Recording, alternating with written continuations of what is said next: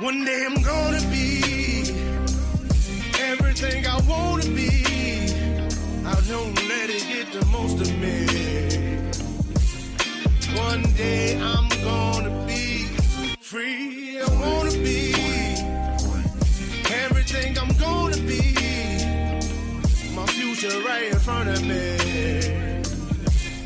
One day I'm gonna be free. I wanna be free.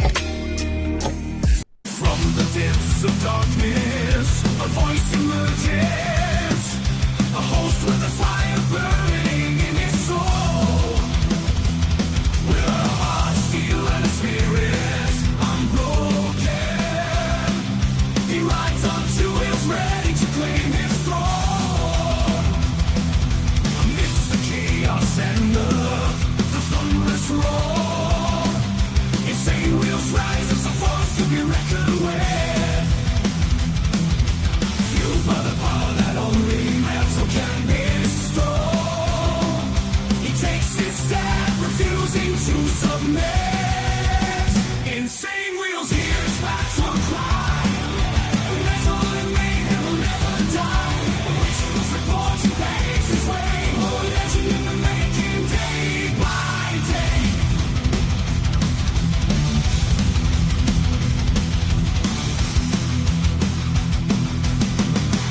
Wow. Good morning, you legends. It is a Topless Taco Tuesday. Good morning to everyone. Shout out to all you legends, man. All right, so we've got a crazy morning, as you guys know. A lot of shit happened over the weekend, and then I didn't report yesterday because I was on the campaign trail, man. We actually signed with our party yesterday. It was a big W for JR Bowling and the team. Yes, sir. And so anyways, today we're going to be catching up a little bit. We're really only going to backtrack about a day, maybe a day and a half in one story, but nonetheless, we have a chronological timeline like we always do. We're going to be talking about a few things, but let me first go ahead and tell you guys what the title is. Venezuela, Maduro, latest, as well as Trump remarks at 10 a.m. Eastern, which is, by the way, 10 or would be 9 a.m. my time. So he's already live right now speaking. And so we're gonna tune into that here in a few, but we have a chronological timeline here. We're actually gonna save Trump for the very, very end, actually. Anyways, but what we're gonna be talking about aside from that is there's a little bit of Russia-Ukraine talks in Europe as well. Zelensky is gonna be meeting up with a whole bunch of EU leaders. So we're going to be talking about that this morning, and that will be our first story. Then we're going to go into some breaking news that happened yesterday, or the day, like a day and a half ago, I guess. Tim Walz will not seek re-election for Minnesota governor, and I think that you guys already have heard of that. And even the lawmakers, the GOP lawmakers in particular up there in Minnesota, are saying this is not good enough. He needs to immediately resign. Like, get the fuck out now. Very interesting to watch happen, though. 20 hours ago, Maduro pleads not guilty to drug and machine gun charges, by the way. That is what he's held up there in New York right now. He had his arraignment yesterday, and that's where he just goes, I'm guilty or not guilty. And he pleaded not guilty, and of course, his court date will be very soon, I'd imagine.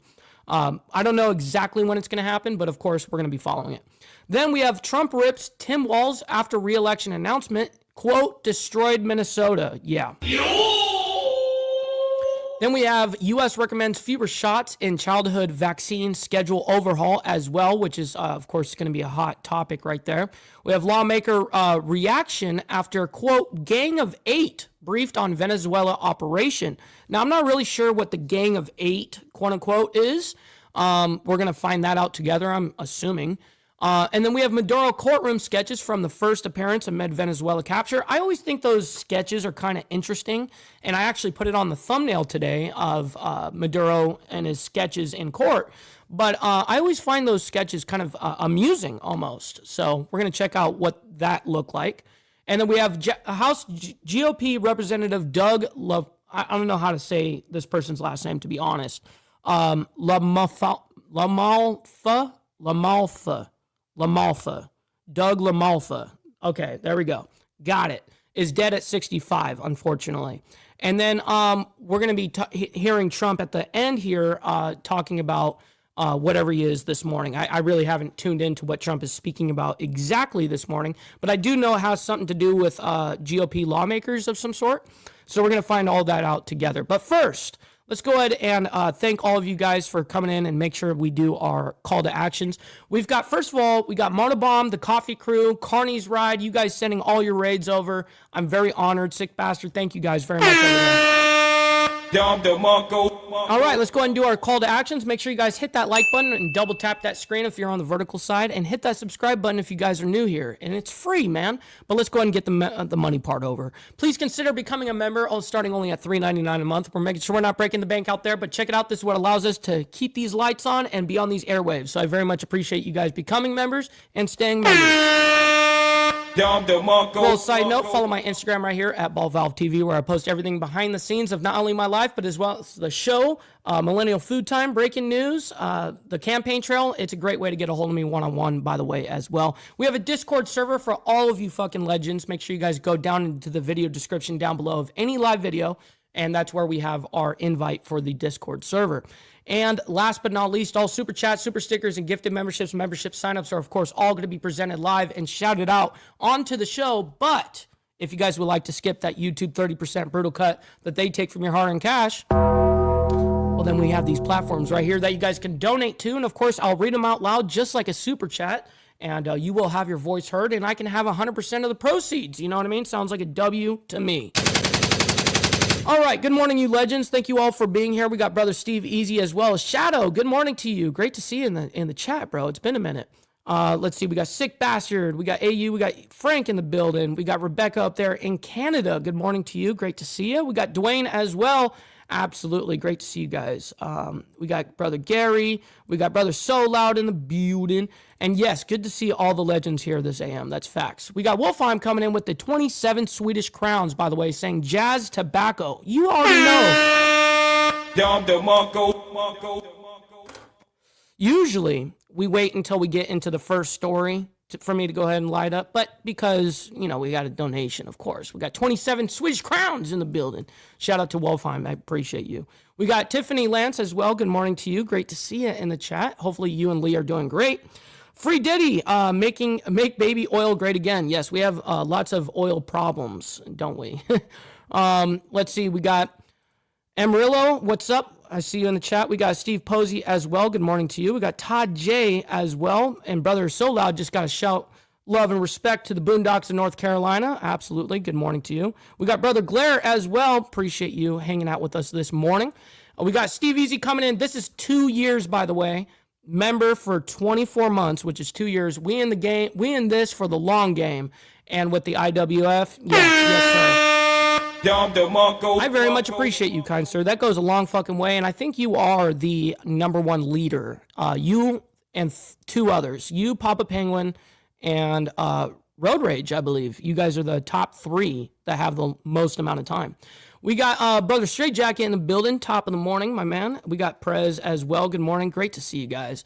All right, we're going to get right into this. Can't mess around too long here. So we're going to go ahead and start off first with Zelensky meets with EU allies for peace talks. Now, this happened, I mean, honestly, like 6 hours ago, right? So I just backtracked on this live stream. And actually, to be more accurate, it's about 4.5, 5 hours ago. So let's go ahead and check it out. This was live at the time. Ready to go? Okay. Still can't hear shit. There we go. Let's make a start. And firstly, welcome to the first What's up? We got Robert up in the building. Shout out to my man. Meeting of the year. And I just want to say a few words because in 2026, thanks to the choices that we have already made, more people will begin to feel the change that we promised in their bills, in their communities, and in their health service. What's up, Crystal Kenton? Good morning to you, and happy Topless Taco Tuesday. So despite the chaos that we inherited, you can already start to see the difference that a Labour government makes. By restoring economic stability, interest rates have fallen 6 times, helping homeowners with their mortgages. By investing in our NHS, with 5 million extra appointments, hospital waiting lists of 4... What links? Because I really don't put my, like me, I don't put my links for my Cash App and PayPal anywhere. You may be getting that from the mods or something. if you look down below where my ticker is, let's say it's PayPal, let's say it's Venmo, or Cash App. See what's scrolling here at the bottom? It says $ ball valve for Cash App, for Venmo at ball valve. If you just type in those names, that it'll pull up. So anyways, I really don't put out links of my donation stuff though. Meaning that patients are able to get on with their lives instead of waiting in agony. Yeah, there is no links on the pinned comment, homie. There is no links. It's just exactly what I read you just now. The same ticker that's rolling on the bottom, it's not supposed to be a link. It never has been a link. But anyways. Treatment. By getting more police patrolling our streets, violent crime has fallen, which means families can feel safer when they're out and about. Yeah, Robert, you're on the vertical side, that's why. Our challenge for this year is to prove that politics can deliver. And nowhere is this more important than when it comes to putting more money in people's pockets. And I know that so many families across the country are still worried about the cost of living. For most people, it's the single most important and the biggest issue that they are facing. And we are on their side. And yes, there's a world of uncertainty and upheaval, but tackling the cost of living remains and must remain our focus. We're helping families. How come he's talking so slow and we've got it on 1.25 times speed? Let's go ahead and speed him up a little bit more. By taking £150 off average energy bills in April of this year. It's kind of a little too fast for the audience, I would imagine. Let me go ahead and bring it back. Helping travellers by freezing rail fares for the first time in 30 years. We're helping parents by opening free breakfast clubs in 500 more schools in April, saving them £450 a year. We're listening here to UK Prime Minister Keir Starmer. Again, he is focused on this effort with Ukraine peace talks, but these were just some opening statements as he is also going to be holding his first cabinet meeting of 2026. Later on today, it's possible we get some more remarks from them, and we'll bring it to you here at Live Now from Fox. 7:21 on the East Coast, 3. So that was the Prime Minister of United Kingdom talking ahead of the meeting with Zelensky sometime this. I don't know if it happened this morning because I searched through like the whole live stream here and I couldn't find anything regarding Zelensky having a meeting within that time. So maybe it just hasn't happened yet. Maybe it's going to happen because earlier we had DeSantis speaking, and then pretty much right after that we got into Trump, and Trump is live speaking right now, as you guys can see right here. But we're gonna get to Trump here in a bit. Not sure if they just haven't come out with that information yet. It hasn't happened. I don't know. We're going to find that out later. But we're going to move on. So we've got breaking. As you guys know, it was breaking at the time. This was like a day and a half ago, roughly. Day and a half. And Tim Walz will not seek re-election for Minnesota governor. And I think that a lot of you guys did see that and saw that coming or whatever the case is. But we're going to go ahead and bring this up, talk about it very quickly because we have some other news on Walz.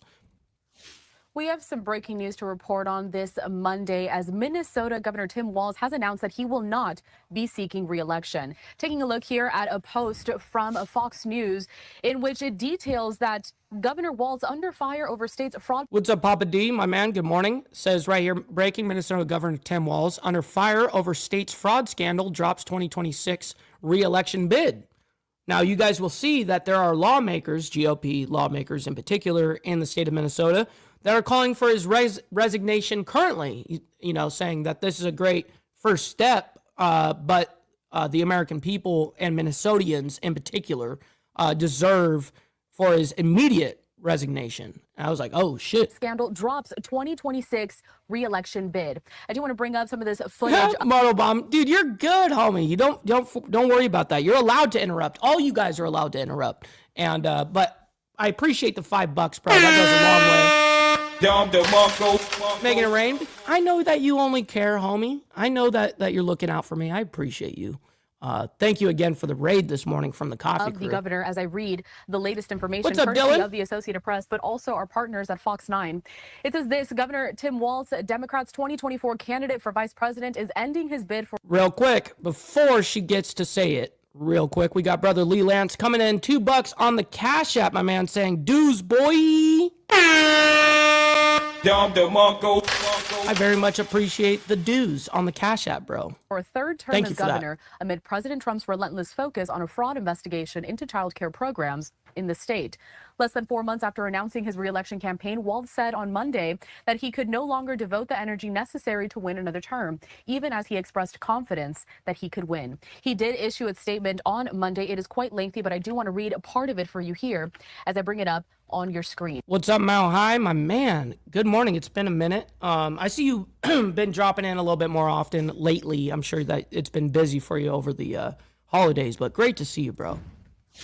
He said this, quote, Donald Trump and his allies in Washington, in St. Paul, and online want to make our state a colder, meaner place. They want to poison our people against each other by attacking our neighbors. And Right, ultimately, exactly, Gary. Exactly. He didn't resign, but they're calling for his resignation.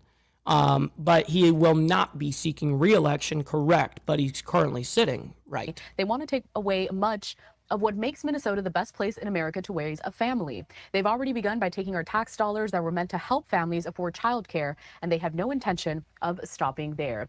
The AP, though, goes on to say that a person close That's a man's man right there. Shit. Stop the cap. The Democratic Senator Amy Klobuchar of Minnesota said that she is considering running for governor. The person who wasn't authorized to speak said that Klobuchar has not made a final decision. Walz is a military veteran and union supporter who helped enact an ambitious Democratic agenda for his state, including sweeping protections for abortion rights and generous aid to families. So this is major breaking news that we're following very closely. We also know that later on today at noon, so 12 p.m. Eastern time, Governor Walz is expected to host a press conference in which he will offer more details as to his drop for. What's up, brother Jimmy Mack? Good morning and happy Topless Taco Tuesday. See, I interrupted for you. Oh, shit! That re-election bid. Now, Walz, in that statement that I did say was quite lengthy. I read to you some of it there, but it started off by saying this, quote, good morning and happy new year. Like many Minnesotans, I was glad to turn the page on 2025. It was an extraordinarily difficult year for our state, and it ended on a particularly sour note.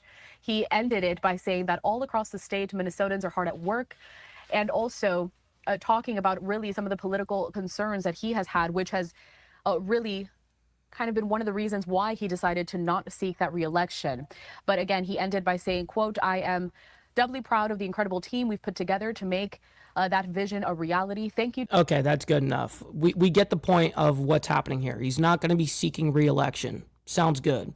Now we're going to move on in chronological order. We're going to come back to Tim Walz. We have some more stories on him. But first, we're going to go into Maduro pleads not guilty to drug and machine gun charges that happened yesterday.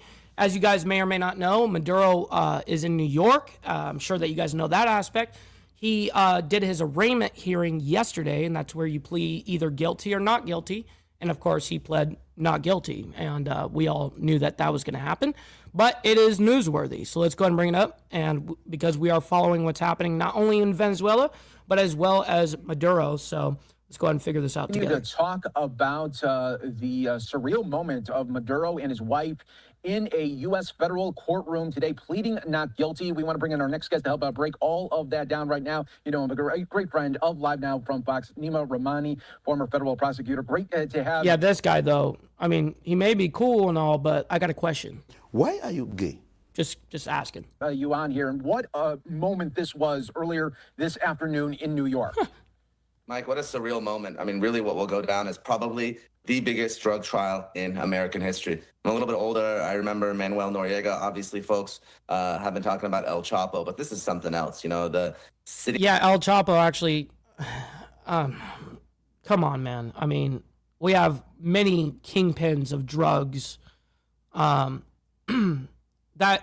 Pablo Escobar. I mean, fucking, I still understand. Yes, Maduro is a huge issue, especially on the cocaine front of the drug game. But so is a lot of places like Mexico. And actually, that's where most of our fentanyl is actually coming through from China, coming from our southern border, being brought in from the southern border into the United States. So, yeah, I mean, yes, Maduro, granted, there was a lot of drugs involved, yes. But is it the largest ever? I don't think so, bro. President of Venezuela. Obviously, the U.S. government does not deem him the legitimate president of the country, which is that's what he even said it himself. That he goes, well, there's El Chapo, and I'm like, yeah, that's to me way bigger. I mean, that's just me, Very though. important, because if he were, he would have sovereign immunity. But for him to be arrested, some would say kidnapped, I disagree, excuse me. But for him to be arrested in a really extraordinary military mission, brought to the United States this weekend and making his initial appearance in Manhattan federal court. I mean, you couldn't make this up. This is the script from a movie. So really surreal and just fascinating. Yeah, no doubt about it. I mean, yeah, it's like ripped off from a Tom Clancy book or movie. There's no doubt about it. The way that this was done, this sort of surgical extraction of a leader or a supposed leader of Venezuela. Let's talk now about the not guilty pleas by the Maduro and his wife, and who is defending both of them. So Barry Pollock is representing Maduro. He is probably most well known for representing for many, many, many years WikiLeaks founder Julian Assange. So That's pretty fucking interesting. he's well known. Flores, his wife, has also a pretty high prominent defense attorney as well, Spanish speaker. So you can't have the same lawyer in these types of cases because there's a potential conflict. Even if you're husband and wife, one of them could potentially roll on the other one, cooperate, rat, snitch, whatever you want to call it, Mike. So that's why in these types of cases, every defendant has to have a separate lawyer. So it's going to be interesting to see how things play out. I would be shocked if the government gives any type of deal. And when you're looking at the counts here, the narco-terrorism carries a 20-year minimum. And folks are talking about that machine gun charge, that destructive device, that carries a 30-year mandatory consecutive sentence. So that has to run consecutive, not concurrent. So just on those two counts alone, you have 50 years, throw in the cocaine importation, that's another 10-year minimum, 60 years. This is So I was about to say, yeah, 6 years. effectively a life case. Yeah, I mean, anything past 25, is it, Steve Easy? Or 20? I can't remember what's considered life anymore. 25 years or 20 years, one of the two. Now, Nima, what type of timeline now are we looking at this all? Because we know the next court appearance isn't going to be till March 17th. What's up, Alfred? Good morning to you. Great to see you in the What chat. happen from now in between that date? So what's going to happen is the defense is going to review the discovery, and the discovery is very important in a case like this. Let's not forget, this is an older 2020 indictment. And for folks that aren't familiar with drug trafficking cases, it's important to know that the heads of these organizations, they go nowhere near the drugs. It's not like you're arresting someone on the street and they have a baggie of cocaine. So what you have to do is rely on wiretaps. You have to rely on informants, undercover cooperators in these types of cases. So just a whole bunch of ratatas. To really peel back those layers to get to the head of the organization. So there's going to be Thank you, a Lee. lot of witness testimony. Typically what happens is lower level defendants, they're arrested, they're charged, they plead guilty, and they cooperate because there's a significant benefit to them to doing so. We talked about these sentences under federal law. They are significant for drugs. So really the only way you can get out from these mandatory minimums is to cooperate. So over the years, prosecutors at the U.S. Attorney's Office, as well as DEA, FBI, they've been working on this case. So they have grand jury testimony. They have a memorandum of these interviews with these cooperators. Obviously, they tend to have wiretaps as well. Could be phone, could be messaging apps like Signal. So they have to provide all this evidence to the defense, and they're going to comb through it. And really, it ends up going in one of two directions. Usually what happens. Shit, my man Alfred Patterson in the chat, bro, sends in $10 on the Cash App saying, for the wake and bake. Yo, I can get down with that, yo. Thank you very much, Alfred. That goes a long way. In these complex cases, and this case is going to be designated as complex, is that the defendant waives time because it is the defendant's right to a speedy trial. They tell prosecutors, hey, I need more time to review the evidence, to prepare our defense. That ends up pushing it out. In addition, if the defense files any motions, such as a sovereign immunity or other type of immunity motions, that tends to push the trial date out as well. So if I were guessing, typically it takes about a year or so to get one of these cases. Oh, wow. Michigan doesn't do any good time or any of that shit? Really? I thought they all did that. Damn. Trial, so maybe the end of 2026, early 2027. Obviously, it's going to be a lot of witnesses. I don't think it's going to go as long as El Chapo's trial. That was about 3 months, but I wouldn't be surprised if this is a month-long trial. Just look at him. Yeah, so fascinating every way that you look at all of this. And lastly, Nima, I think a lot of people wondering too, okay, so from the moment when Maduro and his wife were taken from their home and then here into the United States, how did the process of him retaining a legal counsel, how did that happen in between? I think I could be wrong, but I think that he is basically appointed a federal attorney. But I think it's literally given to him. 48 to 72 hours. Well, obviously, here's someone who's very well connected. He probably got a referral, or maybe even thought that this may happen and had him on retainer. What's really interesting about these cases. So wait, no, hold on. That's the whole original case, because then people were asking like, okay, well then can he use his own lawyer? And people are like speculating that he doesn't have, how is he going to have the money to do it since he's here, blah, blah, blah. I'm thinking to myself, you guys are fucking stupid. I could be in prison right fucking now and have shit being bought on the street. I mean, it doesn't matter. You know, I just don't, I don't understand certain people's mindsets, I guess. So he was going to be appointed a federal, whatever they call the attorney. But nonetheless, it sounds like, now I could be wrong, maybe I'm jumping the gun a little bit, but it sounds like he's got his own lawyer. Maduro, his wife, his inner circle, they're under sanctions, so they really can't do any business in the United States. Wow, we got Brother Sterling Wheel in the building, dropping a gifted membership for one of the homies, man. I very much appreciate you dropping it like it's hot. And we got Papa D as well dropping it like it's hot with the $2 saying, I interrupted too. Blessings. Yes, sir. I appreciate that. States. That's sort of the biggest question I have here is how are these lawyers getting paid?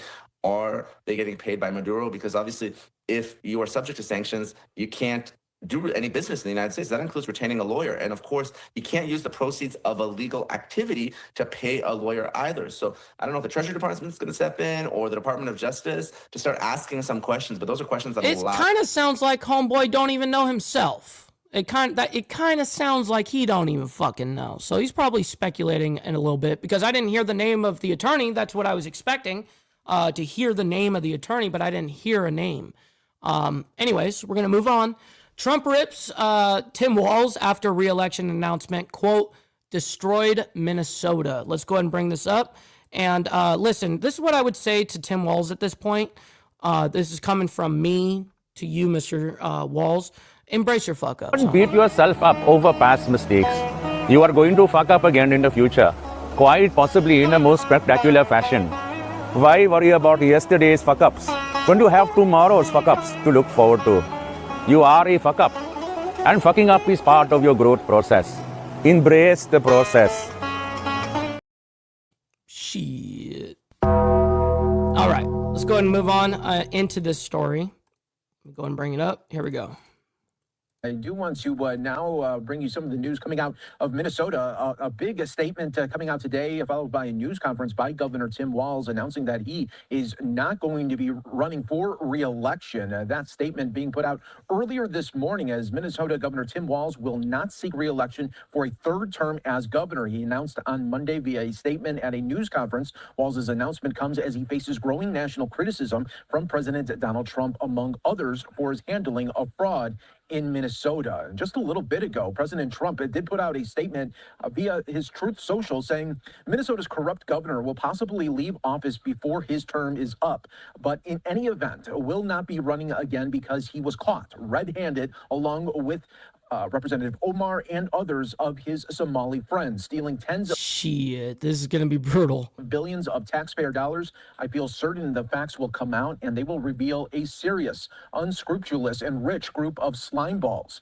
Governor Walz has destroyed the state of Minnesota, but others like Governor Gavin Newsom, J.B. Pritzker, and Kathy Hochul have done, in my opinion, an even more dishonest and incompetent job.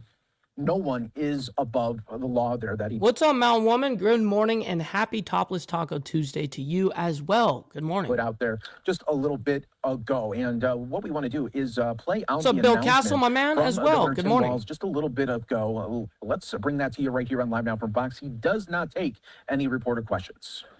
Extraordinarily difficult year for our state, and it ended on a particularly sour note. For the last several years, an organized group of criminals have sought to take advantage of this state's generosity. And even as we make progress in the fight against the fraudsters, we now see an organized group of political actors seeking to take advantage of a crisis. I don't want to mince words here. Donald Trump and his allies in Washington and in St. Paul and online want to make our state a colder, meaner place. They want to poison our people against each other by attacking our neighbors. And ultimately, they want to take away much of what makes Minnesota the best place in the country to raise a family. They've already begun. That was cap. That's not true. To withhold funds that were meant to help families afford child care. And they have no intention of stopping there. Make no mistake, We should be concerned about fraud in our state government. We cannot effectively deliver programs and services if we can't earn the public's trust. That's why over the past few years, we've made systemic changes in the way we do business. We've gone to the legislature time and time again to get more tools to combat fraud. We've hired people we fired people who weren't doing their jobs. We've seen people go to jail for stealing from our state. We've cut off whole streams of funding in partnership with the federal government, where we saw widespread criminal activity. We put new locks on the doors of our remaining programs, and we've hired a new head of program integrity to make sure that those locks can't be broken. All across this state, Minnesotans are hard at work on this problem. Advocates, administrators, investigators are on the front lines defending the integrity of our state's programs, and I want to give a very heartfelt thank you to all of them. There is more to do. A single taxpayer dollar wasted on fraud should be intolerable. And while there's a role to play for everyone, from the legislature to prosecutors to insurance companies to local and county government, the buck does stop with me. My administration has been taking fast, decisive action to solve this crisis. We'll win the fight against the fraudsters. But the political games... What's up, Mr. Mister? Great to see you in the chat, bro. Good morning. ...we're seeing from Republicans is only making that fight harder. We've got Republicans here in the state legislature playing hide and seek with potential whistleblowers. We've got conspiracy theorist right-wing YouTubers breaking into our daycares, demanding access to our children. We've got the president What children? of the United States. There were no children, dude. He didn't see a single child. Demonizing our Somali neighbors and wrongfully confiscating funds that Minnesotans rely on. It's disgusting and it's dangerous. Republicans are playing politics with the future of this state. It's shameful. And I've said it before, and I will continue to say it. We welcome ideas from anyone, in any party, from any walk of life, who wants to help us continue to stay ahead of these criminals. And we welcome the involvement of the federal government. I am grateful to the career professionals at the U.S. Attorney's Office and the FBI who have been helping us fight this fight for years. But I cannot abide the actions of... By the way, real quick, we've got 312 of you guys in here right now. Make sure you guys double tap the screen and hit the like button on the horizontal side. I very much appreciate it. You guys don't have to like all the craziness that's happening in the world, but you guys can like it for me and what we do here. So thank you guys. The political leadership in Washington. These opportunists are willing to hurt our people to score cheap points. They and their allies have no intention of helping us solve this problem, and every intention of trying to profit off of it. Which brings me to this. 2026 is an election year. Election years have a way of ramping up the politics at a time when we simply can't afford more of that in Minnesota. In September, I announced that I would seek a historic third term as Minnesota's governor. And I have every confidence that if I gave it my all, we would win the race. No, you wouldn't. But as I reflect on this moment with my family and my team over the holidays, I came to the conclusion that that's a wild statement that he made. Stupid. That he thinks that if he were still run, that he could still win. Dude. Absolutely not, Tampon Tim. You got cooked. Can't give a political campaign my all. Every minute that I spend defending my own political interest would be a minute I can't spend defending the people of Minnesota against the criminals who prey on our generosity and the cynics who want to prey on our differences. So I've decided to step out of this race, and I'll let others worry about the election while I focus on the work that's in front of me for the next year. I'm passing on this race with zero sadness and zero regret. I did not run for this job. Not yet, Steve Posey. I know. No one wants to listen to this fuck, but it is important. I do got to hear the rest of this. To have the job. I ran for the job to do the job. Minnesota faces enormous challenges this year, and I refuse to spend a single minute doing anything other than rising to meet this moment. Minnesota has always come first and always will. That's what I believe servant leadership demands of me. As an optimist, I'll hold out some hope that my friends on the other side of the aisle will consider what servant leadership demands of them in the moment. We can work together to combat against the criminals. We can work together to rebuild the public's trust and make our state stronger. But make no mistake about it. If Republicans continue down the path of abusing power, smearing entire communities, and running their own fraudulent game at the expense of Minnesotans, I will fight back with everything that I have. I am absolutely confident a Democratic and a DFLer will hold this seat come November. I'm confident that I'll find ways to contribute to the state that I love long after next January. But there'll be time to worry about all that later. Today, I'm proud of the work we've done to make Minnesota America's best place to live and raise kids. From our new paid leave policy to our child tax credit to our school lunch programs feeding every single child. And I'm doubly proud of the incredible team we put together to make this vision a reality.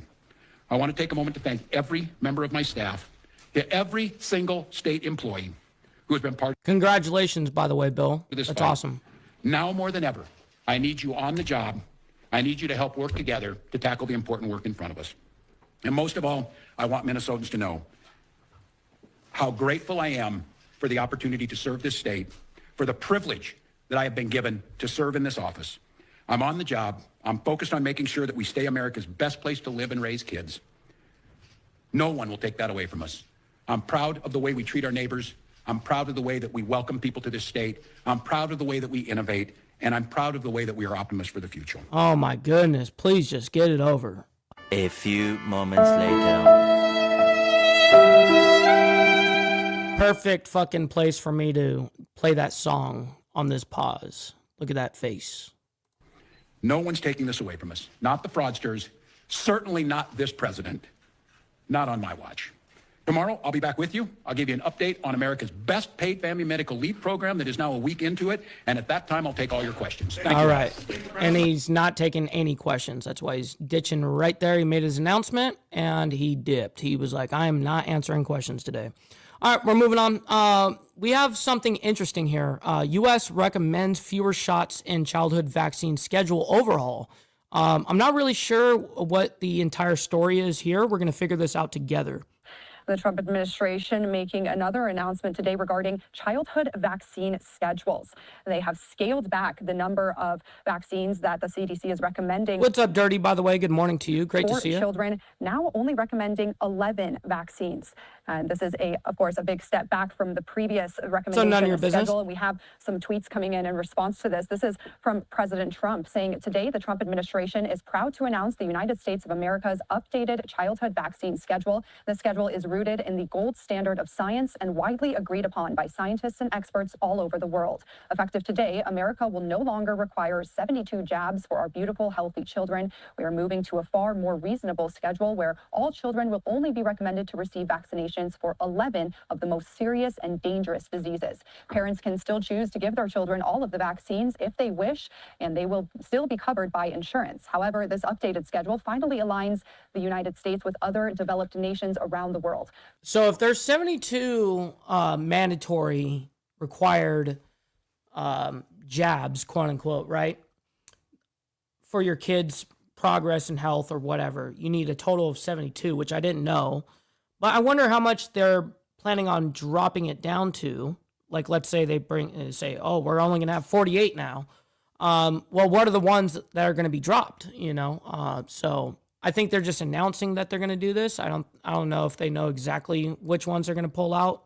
I'm sure there's a few that have been, you know, raised red flags or something like that. And so they're going to take a second look. I'm not sure, but we'll figure that out together as time goes on. Congratulations to HHS Secretary Bobby Kennedy, CDC Acting Director Jim Yo, O'Neill, my FDA man. Good Commissioner morning. Marty McCary, CMS Administrator Dr. Oz, NIH Director, and all of the medical experts and professionals who worked very hard to make this happen. Many Americans, especially the Maha moms, have been praying for these common sense reforms for many years. Thank you for your attention to this matter.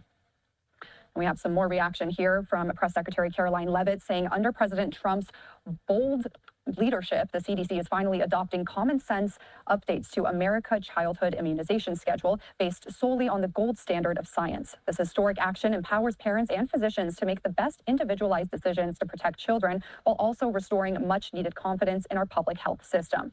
And people also reacting on the other side of this. Senator Chuck Schumer saying New York is facing the highest flu. Oh my God, Chuck Schumer. He is just a walking fucking L, isn't he? Bruh. Levels in over 20 years as flu rates surge across America, and yet HHS just slashed children's vaccine recommendations, including the flu. RFK Jr. is putting our children in danger. He's making America sicker, and it will lead to more deaths. We also have this from California Governor Gavin Newsom saying this reckless move by the Trump administration has nothing to do with science or informed choice. It's about appeasing. God, fucking Newsom too, bro. These guys just suck. Bruh. Debunked anti-vaccine agenda being pushed by RFK Jr. They just want to back their big pharma. You know what I mean? They're protecting big pharma. No, we must have all of these 72 jabs for all of you children. We need it because we need money. What is your fucking issue? His allies. I strongly condemn this decision that puts infants and children at real risk. Holy shit. Charles, are you serious? If that's for real, that's wild. It's going from 72 down to 11. Holy fuck. And public health officials are urging people across the U.S. to still get the flu vaccine ahead of this season's peak flu season. The Centers for Disease Control and Prevention posting new data today showing surging flu infection numbers over the holiday season. Fox News correspondent Garrett Tenney has more from Chicago.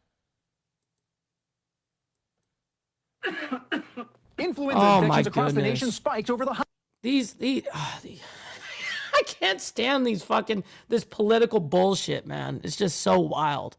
Let me elect sick for my big pharma companies. Holidays in a flu season that the CDC is classifying as moderately severe. The agency estimates that there have been at least 11 million illnesses, 120,000 hospitalizations, and 5,000 deaths. 9 flu-related pediatric deaths have also been reported so far this season. There are no normal years. When it arrives with a by the bang way, and people get sick. By the way, don't get it twisted, Danielle, or Daniela. Don't get it twisted. If you should be able to have the right to, of course, get a vaccine if you want it, of course. But nothing should be mandatory from the government. You know, like that's what's the argument here. It's not about fuck all vaccines and you shouldn't have vaccines at all. No, it should be your right to choose. Some of that unpredictability in the current season comes from a new flu variant dubbed as the super flu. Symptoms can include high fever, body aches, extreme fatigue, and more. This particular year, this variant, which is a subvariant of H3N2, it has several mutations in it that make it not a great. What's up, brother TVT, my man? Good morning. Great to see you, bro. Match with the H3N2 strain that was included in the flu vaccine this year. More than 90% of H3N2 infections include a subclade K variant, which wasn't included in this season's flu shots. When a new strain of virus comes around, there's almost like a more severe illness from it. Still, health experts say it's too early to tell whether the mismatch is a major problem. Despite that, they are urging everyone over the age of 6 months to still get their flu vaccine, which should reduce the risk of severe disease and hospitalization. Vaccination is still very, very effective, even with the news of this new subclade K. Some experts also say holiday travel, misinformation, and low vaccination rates are contributing to the high flu activity. So far, roughly 130 million doses of the flu shot have been given in the U.S. In Chicago, I'm Garrett Tenney, Fox News. Very interesting. So that's basically from the CDC there. Interesting. The recommendations here that are changing. Anyways, lawmaker reaction after, quote, Gang of 8 briefed on Venezuela operation. Now, I'm not very sure what they're referring to when they say Gang of 8. Not really sure. We're going to find that out together here in a moment. But first, we got to get the money part. All right, just get the money part done. Give me money. Money me. Money now. Me a money needing a lot now. Perfect. Denied. All right, here we go. Welcome back to Live Now from Fox. We're continuing to follow the aftermath of this weekend's strike in Venezuela and the capture of Nicolas Maduro. Right now at the Capitol, this is a live look we're going to show you. This is outside of the briefing room where lawmakers were just briefed by Trump administration officials about this military strike in Venezuela over the weekend. Just moments ago, we saw Senator Chuck Schumer walking out of that briefing room with some short remarks about what was discussed. Let's listen. Oh boy, here we go. Okay, Kate. Come on, Schumer. Let's see what you're going for this time. Bruh. Well, this briefing, while very extensive and long, posed far more questions than it ever answered. Their plan for the U.S. running Venezuela is vague, based on wishful thinking, and unsatisfying. I did not receive any assurances that we would not try to do the same thing in other countries. And in conclusion, when the United States engages in this kind of regime change and so-called nation building, it always ends up hurting the United States. I left the briefing feeling that it would again. Yo, we got Mr. Alfred Patterson coming in and dropping a gifted membership. I really appreciate that because you're not only helping me, but you're helping someone in the Insane Wheels family, man. So I very much appreciate that. Let's fucking go. The U.S. military operation in Jesus, Venezuela. fix fucking Johnson's fucking microphone, please. Where's the audio engineer? Was a decisive and justified action. Nicolas Maduro is responsible for the deaths of untold thousands of Americans after years of trafficking illegal drugs and violent cartel members into our country. This is undisputed and everybody agrees with. These are crimes for which he's been indicted in U.S. courts and an arrest warrant was duly issued. And now he has learned what accountability looks like. Under President Trump, the United States will no longer allow criminal regimes to profit from wreaking havoc and destruction on our country. He's putting Americans first and succeeding where others have failed, and this is very clear. This operation demonstrated the unmatched precision and effectiveness, professionalism, and capability of the U.S. military. There's no other force on planet Earth that can do what we can do. And it produced an outcome only America's armed forces could achieve. Our brave military personnel who executed this successful operation with speed and precision and power deserve our gratitude and our congratulations. You should sleep a little better at night knowing that we have this great force. The Maduro regime functioned as a criminal organization masquerading as a government. This was not a legitimate president of a country. It systematically used the instruments of the Venezuela state, which is its military, its intelligence services, and its territory, to facilitate trafficking drugs into the United States. These activities were conducted in coordination with designated narco-terrorists and transnational criminal organizations that are very dangerous, directly threatening the U.S.'s sovereignty and public health and national security. The Biden administration, the previous team, offered a $25 million bounty for information leading to Maduro's arrest, following a successful 2020 indictment. Maduro had multiple opportunities to change course and cooperate with international law enforcement, and he chose not to do that. And now he's going to face the full force of American justice on U.S. soil. Congress continues to exercise oversight of U.S. military operations and closely track the situation. Tonight's briefing to the Gang of Eight was a part of that. This briefing was the 20th bipartisan briefing on military operations involving Venezuela so far. The administration has scheduled an all-member briefing on Wednesday, and I don't know if it's confirmed while we were in there, but it will be midweek. With regard to the war powers and the compliance with federal law, we are not at war. We do not have U.S. armed forces in Venezuela, and we are not occupying that country. The Constitution gives Congress the power to declare war, that is true. But it also vests the President of the United States with vast authorities as Commander-in-Chief. Yeah, for sure. Anybody that is arguing right now that what happened here is theoretically illegal, it's not. It's not illegal. It's actually legal what Trump did. Now, are we talking about a moral standpoint? Should we do something like this? Blah, blah. That's debatable. That's the part that's debatable. But what isn't debatable is that it is theoretically legal because they are deemed a narco-terrorist organization. Article 2 of the Constitution. The president has the authority, as all presidents do, to deploy military forces to address threats to the U.S. and to enforce U.S. law. That's what happened here. The War Powers Act states that notification should be made to Congress within 48 hours following the initiation of hostilities. As we've noted, and I've made many public comments, that happened almost instantaneously here. My first call was at 4 a.m. by Secretary of State Rubio. Despite the claims by some of my colleagues, under the War Powers Act, there is no requirement for prior congressional approval or prior notification. And in fact, in this case, the intelligence was so sensitive, the conditions had to be perfect. There was no predetermination of when exactly it would occur. And if there had been prior notice, even assembling the Gang of Eight. What's up, brother Kel up there in Canada? Good morning to you. Happy Topless Taco Tuesday. For example, during a December holiday, it would have set off alerts and very likely might have been a leaked situation, which could have caused great damage to our forces, our troops there. Any claims to the contrary about the War Powers Act either misunderstand the statute and longstanding precedent, or they're just being disingenuous. Congress retains full oversight authority, and the administration is acting consistent with the law, and that's what we discussed in the room tonight. I'll close with this. With regard to international law, there's been a lot of question about that. It is important to point out the United States has never accepted any interpretation that the UN Charter limits the use of force solely to responses to armed attacks. The U.S. has always maintained the right to use force to defend our national interest, to preserve the safety of the American people, and to prevent ongoing threats to its security. Venezuela's state-sponsored drug trafficking constituted a persistent violation of U.S. sovereignty and a direct threat to the safety of... Well, and that's exactly why they're getting away with being able to do exactly what they're doing, such as regime change. And then, of course, people are not considering as well the resources. Of course, that's a major, major play, what just happened.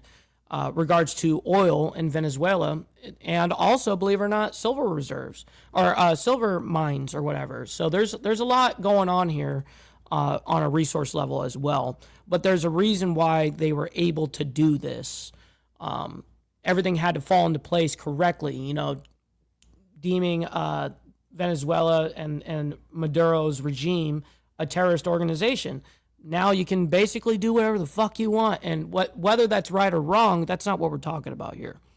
All right, we're moving on. Maduro courtroom sketches from first appearance amid Venezuela capture. I'm going to show you just briefly what they wrote up. I don't really care about their whole commentary. I'm going to be kind of honest here because we got to get into someone unfortunately died at 65 years old. GOP House GOP Representative Doug LaMalfa. How do I say it? LaMalfa. Okay, there we go. Fucking, I'm a retard sometimes, just the way it goes. And then we still got to listen to Trump and what he's got. Man, we're fucking behind, man. Let's go. A deposed Venezuelan leader, Nicolás Maduro, declared himself innocent and a, quote, decent man as he pleaded not guilty to federal drug trafficking. Yo, brother, Mr. coming in on the Cash App saying for $30, by the way, keep up the great work. Man, thank you so much, bro. Fucking sending it out there, bro. So I very much appreciate that. Charges in a U.S. courtroom on Monday. Maduro telling a judge, quote, I'm innocent, I am not guilty, I am a decent man, the president of my country. Now, in that courtroom, the judge read Maduro his rights and acknowledged his counsel. Maduro said he had not previously known those rights but understood them and pleaded not guilty to all 4 federal charges that he is facing. His wife, Celia Flores, who you just saw there on your screen, also pled not guilty. At one point near the end of the hearing, attorney Barry J. Pollack said his client, quote, is head of a sovereign state and entitled to the privilege that the state ensures. He also went on to say that questions about the legality of his military abduction and that there would be... Yeah, but it was theoretically legal.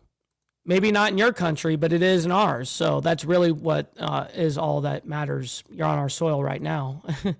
So anyways, we're going to move on, though. We did see a couple of those sketches. I like being able to see the courtroom sketches. All right, we're moving on, though. Let's see who all right, thanks for being unfortunately here with us died on here. Live Now from Fox. We are learning here via Fox News that Republican U.S. Representative Doug LaMalfa of California has died at the age of 65. Majority Whip Tom Emmer confirming this news. Here's what we know as this is a breaking and developing story. We do know that House GOP Representative Doug LaMalfa from California has passed away at age 65. LaMalfa, representative part of California, and was chair of the Congressional Western Caucus. Now, his death brings House Republicans' majority down to 218 to 213. So this is that post here from House Majority Whip Tom Emmer confirming the death, saying, Jackie and I are devastated about the sudden loss of our friend, Congressman Doug LaMalfa. Doug was a loving father and husband and staunch advocate for his constituents and rural America. Our prayers are with Doug's wife, Jill, and their children. Now, as you can imagine, a lot of reaction coming in here from social. Probably one of the last Republican. I mean, I'm just kidding. I mean, there is plenty of Republican. Well, not plenty, but there are some Republican House GOP members over there in California. There is, believe it or not, a lot of places in California that are rural and have that old school Western, mentality as well too. I mean, there's old school traditions in a lot of these different towns.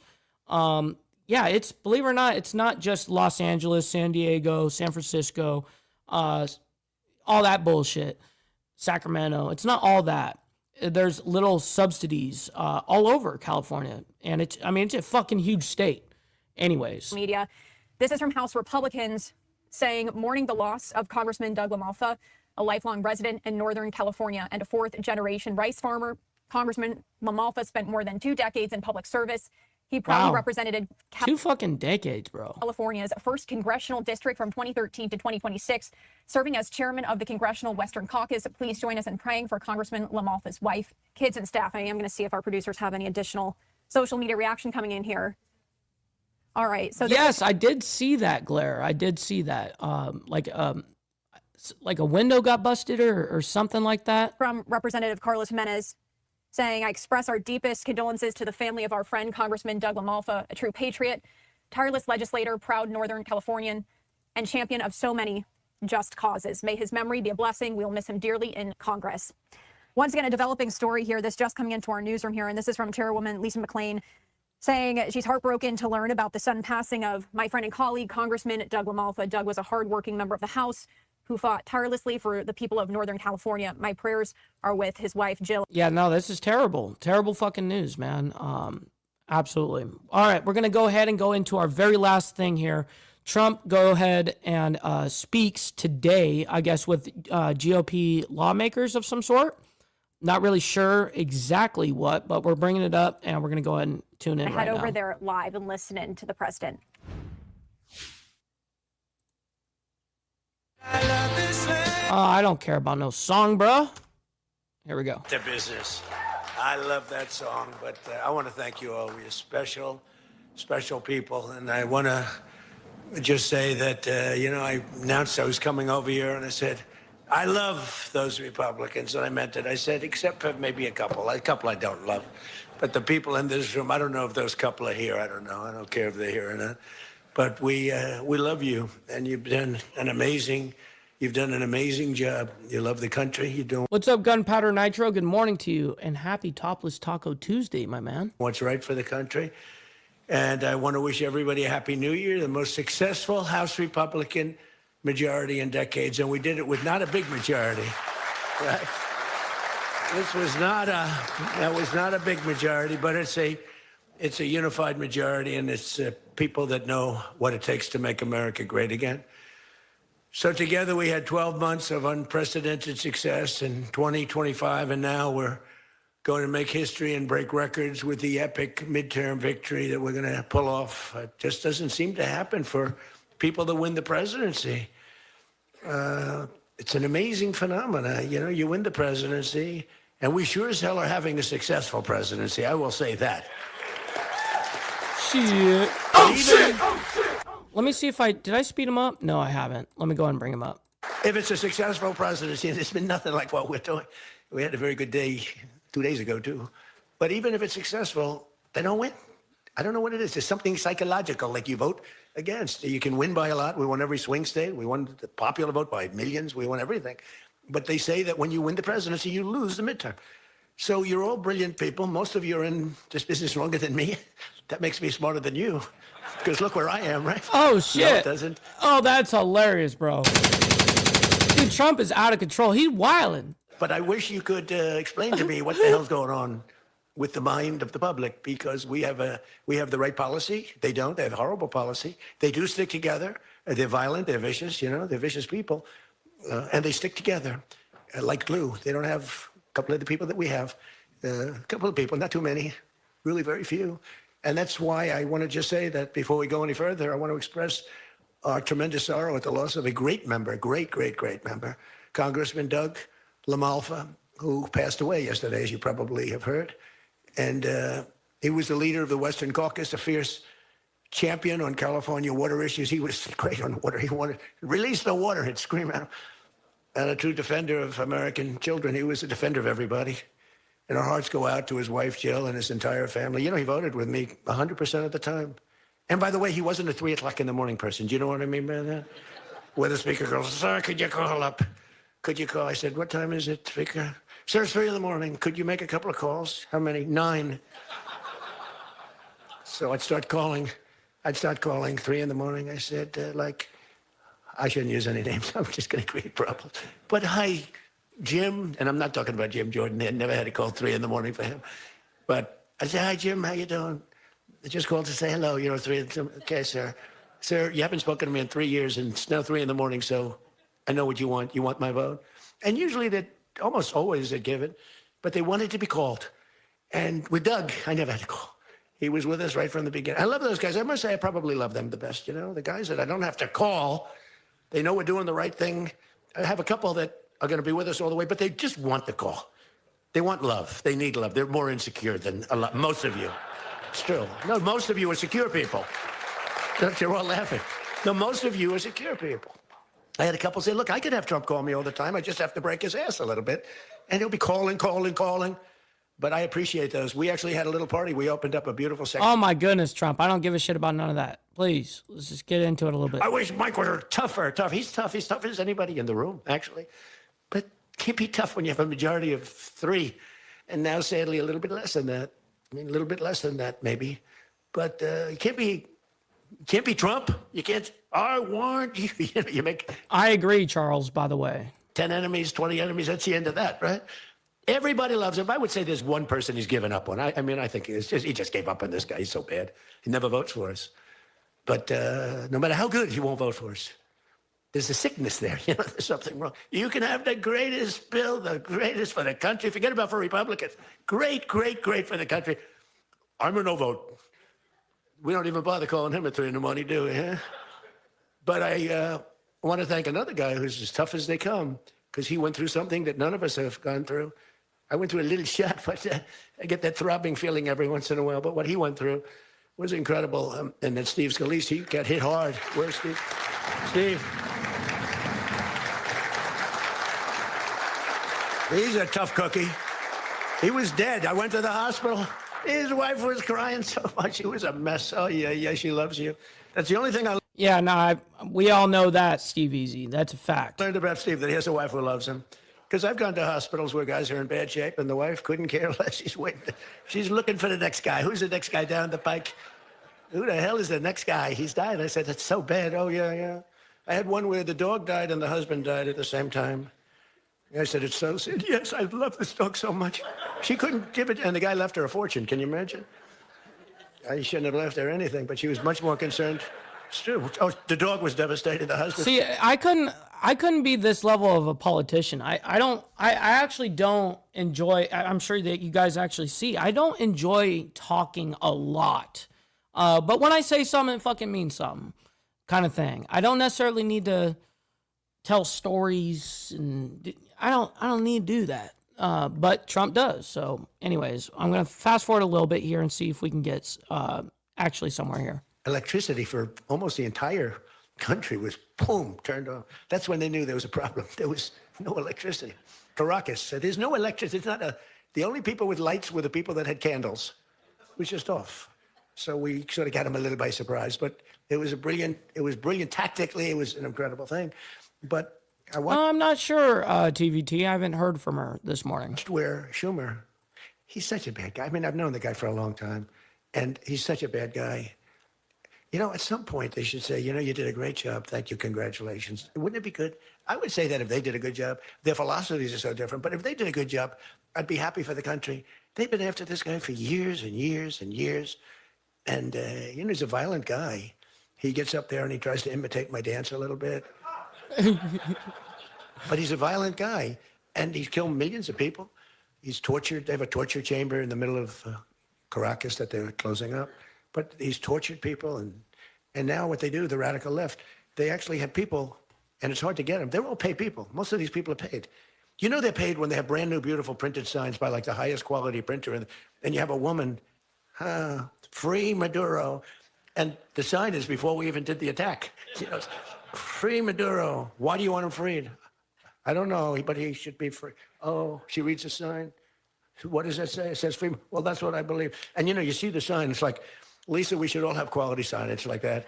The one thing I want their sign maker. The guy is great.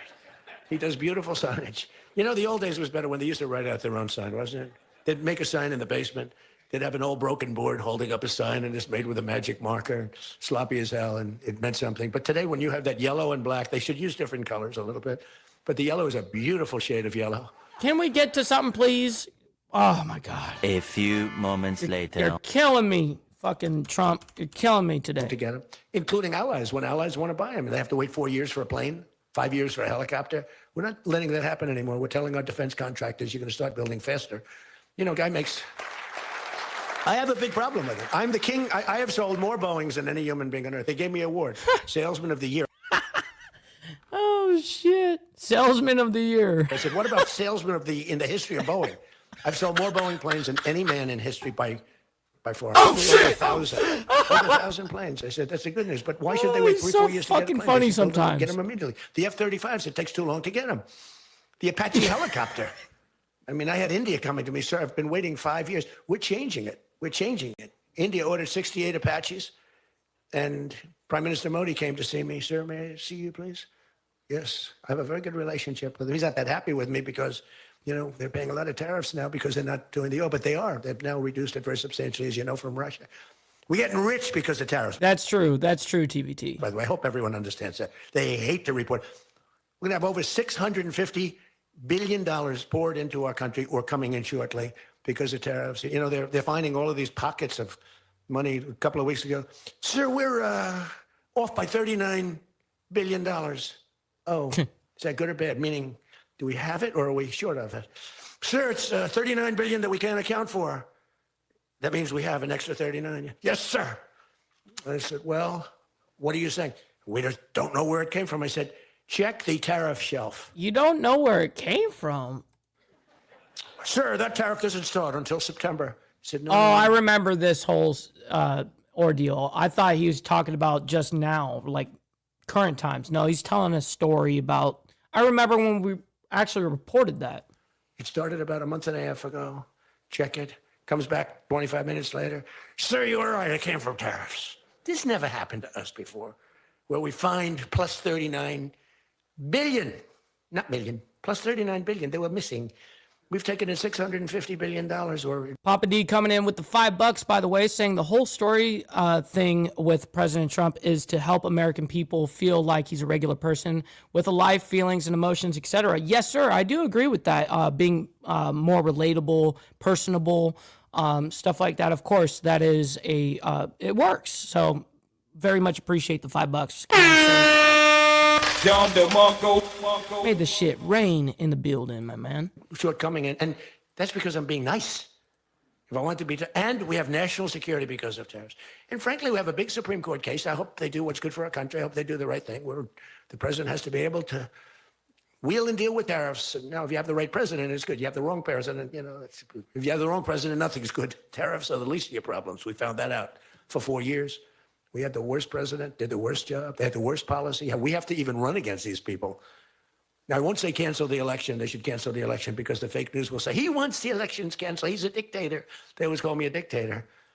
Nobody's worse than Obama and the people that surrounded Biden. Not Biden. I don't think it was Biden. He didn't know what the hell was going on, okay?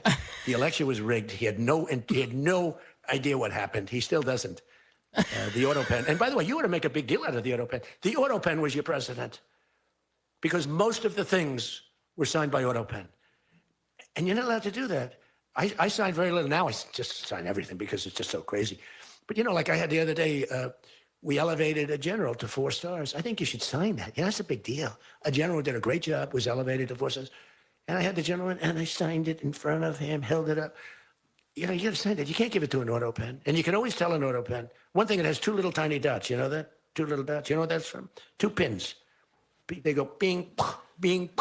They're wonderful things, but you got to sign it. And the law is you have to sign it. If somebody's, telling the AutoPen person, he has to be authorized by the president of the United States. Well, he wasn't. The guy barely knew the president. How many times did you speak to the president, right? He said 2. And they just spoke about the weather. It was like this. But he was never authorized to sign. And I think 95% of the things were signed by AutoPen. You can tell because the AutoPen is a nice, clean signature, and his signature is a mess. The only thing he signed was, which is nice, was Hunter's pardon. That's the only thing that we can find that he signed. Most of it he didn't sign. So somebody's sending papers to sign. And what's up, Liquored Up with Poncho? My man, good morning to you. Great to see you in the chat on this Topless Taco Tuesday. Morning. He wasn't the president. First of all, the election was rigged. You ought to have voter ID. You ought to insist on it. Can you imagine? In California, they not only don't have voter ID, but if an official at the voting booths, which they don't have, by the way, because it's all mail, if an official, a voting official, even asks somebody for voter ID, sir, would like to see your identification. Do you come from our country? They put him in jail for tampering with the election. Okay? We got to straighten this out before it gets too crazy. California's more corrupt. It was cool. Obviously, I moved here a little more than a year and a half ago, to northern Alabama from California. I lived there for 29 years. And nonetheless, when I came here and we voted in this last election, I was here, obviously. And it was cool. It was the first time I'd ever gotten ID'd to vote, which was awesome. I was like, fuck, I'm glad that you asked. Than any place. California is more corrupt than Minnesota. And I won Minnesota Well, Tom's going, I think so. Well, it's close. It can't be proportionately, probably nothing's more corrupt, right? Yeah, right. He says you got to win. I'll tell you what, I did great there 3 times. I was surprised 3 times. Those elections are corrupt. They got you 1 time too, but I heard a long time ago, but they got you. But they got to straighten those out. But we have to have voter ID. And you know, when you confront a Democrat about voter ID, like in a debate or something, I said it a couple of times with Biden, and just one, they're very embarrassed when they say, we want voter ID, voter identification. There's the only reason somebody doesn't want that is because they want to cheat. Our elections are crooked as hell. And you can not only win elections over that, and not only win future elections, but you'll win every debate because the public is really angry about it. And you ought to pass the SAFE Act, or whatever you're going to call it. Are we going to SAVE Act or the Save America Act? I think we're going to change the name a little bit. You're going to put that up for a vote? I think everybody in this room certainly should do it. And it's a bad vote for them because they're voting against things like voter ID and other things that are almost equal to voter ID. But when somebody says, no, we don't want voter ID, that means they're crooked. And the public understands it. You win elections with that. But I think it would be really important, Save America Act, if you would put that up for a vote. It's got my total endorsement. And all it is common sense things about the election. And they'll fight it like crazy because they cheat. That's the only way they can win. When you have policy so bad, when you have policy with men and women's sports, and they fight like hell for it. They still are. I saw the other day, a person that you know very well, a congressman, was fighting like hell. And, you know, I was out the other day with somebody, and I was with an ex-football player. The guy was massive. His leg was like this. And a young woman who plays flag football. And she's very good, supposedly, as an athlete. She's smaller than this guy's leg. Okay? And if they were playing football together, he wouldn't even have to run. He could just keep walking. They couldn't take him down. You know, he can't even believe it. But there's so many. They had a race, a long-distance race. They had champion men, women, you know, one of those marathon deals. The man finished 5 hours and 14 minutes and 36 seconds sooner. He beat the champion woman by 5 hours. It's so demeaning to women. It's so ridiculous, right? It's so ridiculous. The weightlifting, take a look at the weightlifting records. And we all agreed on that. Like, most Americans did agree on that. And that was an issue that, to me, now it's pretty much solved. I mean, it pretty much is back to normal in that kind of aspect. There's 2 genders. That was a win for Americans. One record stood for 18 years, and it was broken by 112 pounds. They couldn't get 1/8 of an ounce, you know? They'd put an 1/8 of an ounce on, and she's going to break the record for her mom, who's sitting in the front with her father. I'm going to break it. And she's out there. We're adding 1/8 of an ounce to each side. This record has stood, ladies and gentlemen, for 18 years. But she's going to do it. She's looking to get into the Olympics, right? And she gets up, and they put a little tiny thing like this, little tiny. And my wife, by the way, my wife hates when I do this. She said, you know, she's a very classy person, right? She said, it's so unpresidential. I said, but I did become president. He says, shit. Oh, shit! Oh, shit! All right, ladies and gentlemen, that is enough of the retreat for me. All right, there's not like newsworthy, like crazy shit other than what he's just talking about and, you know, leading up to where he's at now. So, all right. So, ladies and gentlemen, I can't thank each and every single one of you guys enough. Make sure you guys stick around. We're going to be rating our buddy Sick Bastard. And make sure you guys let him know we're coming through with the Mike Ball / Insane Wheels raid, whatever you guys want to call it. Anyways, much love, honor, respect to everybody. Hopefully, we'll see you guys tomorrow morning for more of the World's Madness. Until then, God bless everyone. We'll see you guys very soon. From the depths of darkness, a voice emerges, a host with a fire.